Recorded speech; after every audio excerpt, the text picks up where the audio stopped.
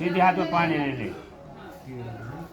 इदम अर्घ्यम इदम पाद्यम दीपोयाम प्रतिगृहीतम। अरे वाह यार, तू तो लय चांगला काम कर रहा है यार बेटा।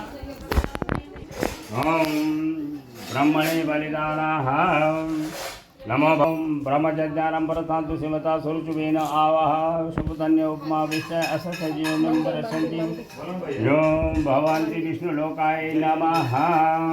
ओम नमो भगवते विष्णुवे नमः। इसी में विष्णु की पूजन कर दीजिए। चावल पानी छोड़ दीजिए पहले। नमो भगवते विष्णुवे त्रिभुवनेश्वराय धन श्याम वर्णाय पीताम्बर धाराया वनमाला विभूषिते। फिर एक जला के उठा लीजिए। विष्णु रात्मा से दीर्घायु करता, क्षेम करता, शांति करता, पुष्टिदा तुष्टिदा वरदो भव मंडले